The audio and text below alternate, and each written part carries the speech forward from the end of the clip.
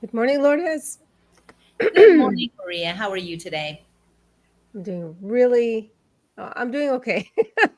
I still have this cough, a little bit of Yeah, a cough thing going.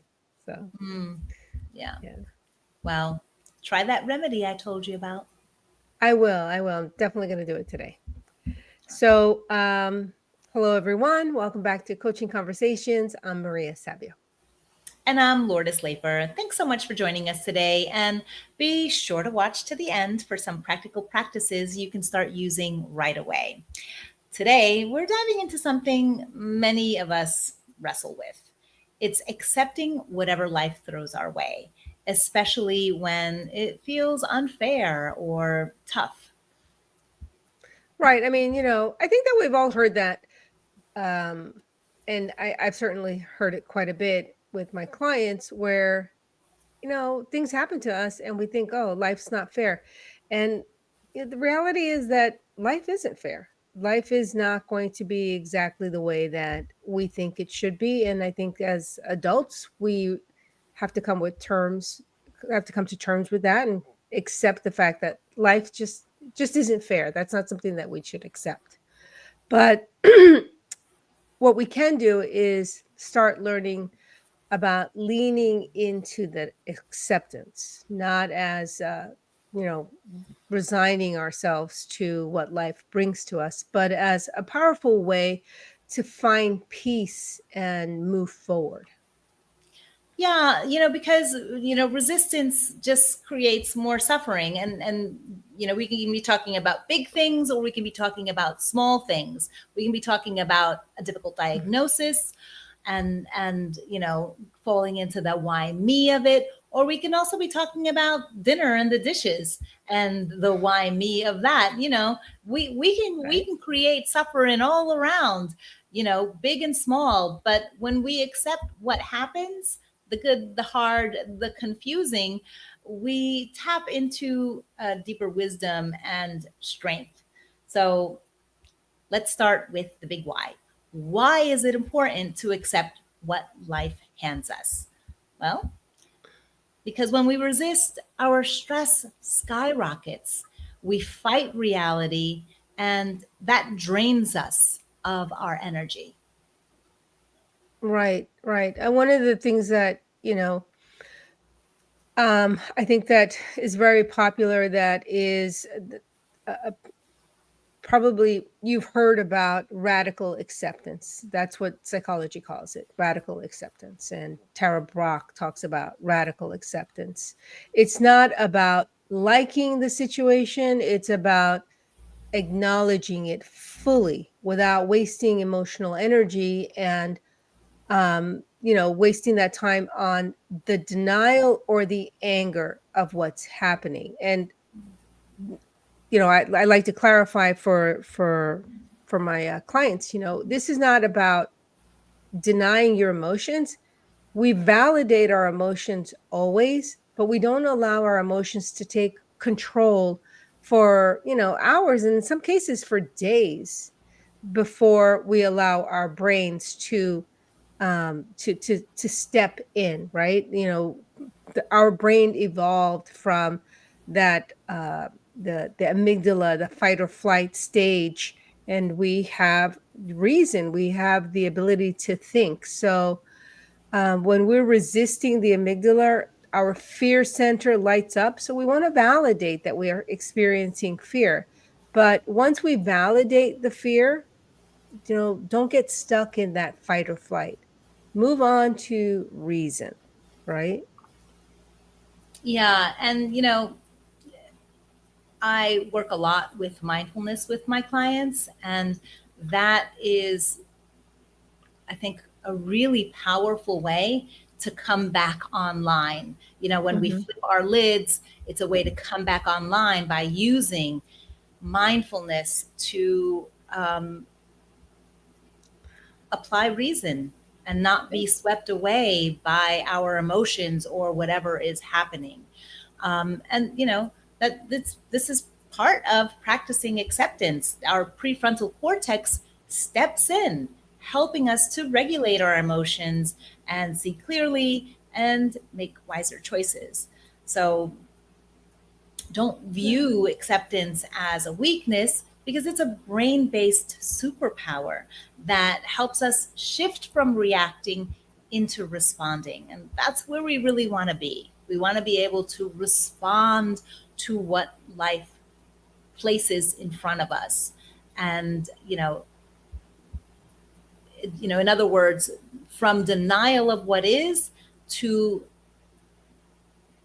realization, acceptance of what is. Right. Philosophers, they often refer to life as a web, a tapestry woven just for us or for you. And every experience, it's designed for our growth. And that's beautiful, and it's challenging.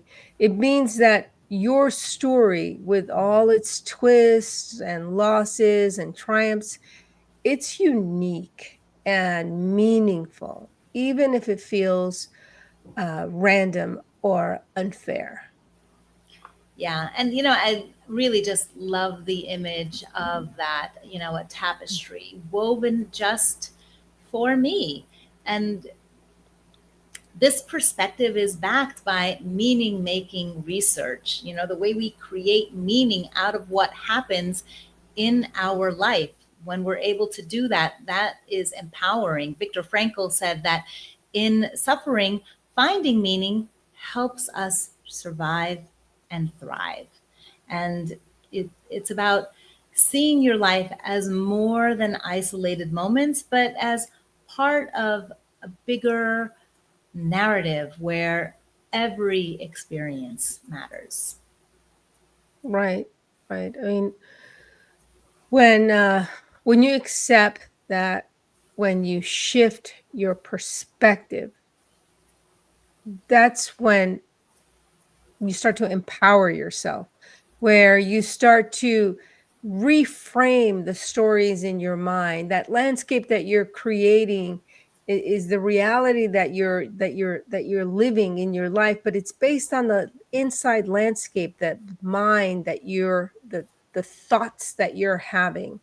And so you start to look at to question yourself and pause, and you start to look at, what are my thoughts? Of course, if I'm focusing on the negative, then that just compounds. There's something in the outer layer, like they say, the silver lining.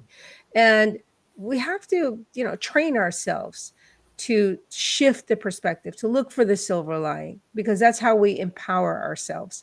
We stop wasting time by asking, because we've been asking, why me? And we start growing by asking, what can I learn? What can I do? What's in my control? Right. And that really allows you to move quicker out of that feeling of no control, that fight or flight stage. But it's about allowing ourselves to shift the perspective, training ourselves, conditioning ourselves. It's something that you work through with someone else, with a coach or a therapist, training yourself to empower yourself, to say, to shift, to reframe, to relook at things differently. And another reason for shifting to that acceptance is that you gain an awareness of how everything is really interconnected. What happens to you affects the whole universe. Yeah, it's like being a cell in a body, right? If you fight your role, the whole organism suffers. And our well-being is tied to accepting our place in the bigger system. And modern science calls this systems thinking, recognizing that we don't live in isolation, but as part of a complex network. Yeah. And, emotionally, when we resist our experiences, we disrupt the flow of life and growth, like cutting off a vital connection. So, dissatisfaction with your lot isn't just painful for you, it subtly damages the flow of your own life and the world, the people around you. Yeah, because that dissatisfaction, it really affects how you show up, right? If Hmm. you're constantly dissatisfied and grumbling and angry or in resistance of your lot, then that's going to affect how you show up, and then you're going to create negative ripple effects out into the world. And so it's something to be mindful of, not just for yourself but for those that you care and love, right? Care for Right. and love. Right. So I often think about, some people, you know, they come in and they think, life is so terrible. And it's like what they say, hurt people, because they're hurting, and so there's only anger seeping out of you, there's only resistance, and the desire to hurt other people. And I think that we've all seen those people that no matter what's going on, consciously or unconsciously, they're creating damage in their community, in their families, at work. And then you have the contrast. You have the people that are more aware of their emotions. They understand, oh, this is my emotion, I'm going to handle it. They're not expecting everybody else to come in and save them from their own emotion.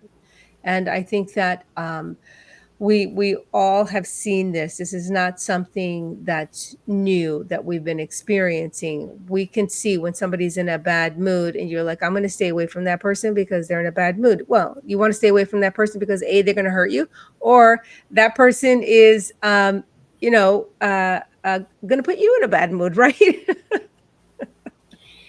yeah, when my daughters were little, there was a little cartoon that we came across that I still reference today. It was the Grumpy Bug. I completely forget who voiced the character, but it was this really grumpy bug that just went around saying, "I'm grumpy. You want to play with me?" And all the bugs were like, "No, no, sorry, I can't." And Yeah. then the grumpy bug ended up splashing in a puddle and having fun, and releasing all of that negativity. And then all of the other bugs came and joined in.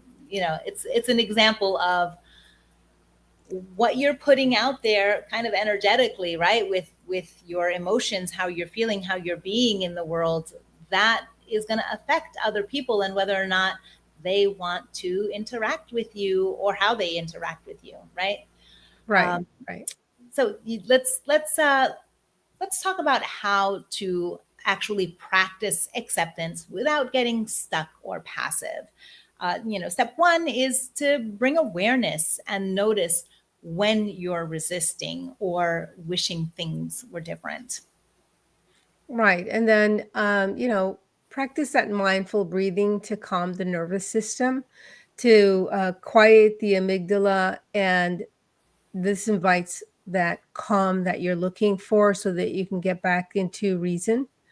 And then we can also, once we're in reason, start practicing or the reframing of our story of how we see things. We're going to shift our perspective. And instead of this shouldn't be happening, we try to start looking at this is happening and I'm going to face it with courage. Yeah, and take empowered action. Acceptance isn't resignation, it's the foundation from which you move forward wisely. So here's the daily practice to help you lean into acceptance. Pause and name one thing that you're resisting today, and just notice it. And take 3 deep breaths, inviting in calm and openness. And write down one thing, one way that this experience that you're having could be part of your growth or learning. And then choose one small action to move forward with, no matter how tiny it is. Right. Remember, acceptance is it's a muscle. It gets stronger every time that you practice it. And we want to leave you with this quote: when we are no longer able to change a situation, we are challenged to change ourselves. Yes, so powerful. Embracing acceptance doesn't mean giving up, it means showing up, choosing peace, and growing through whatever life brings you. So think about it. What's one thing you're ready to release today? Right. And, as always, thank you for being here. We'll see you next time. We're walking this path right alongside you. So take care of your mind, take care of yourself. And, if you would like to support us, please like, follow, and subscribe.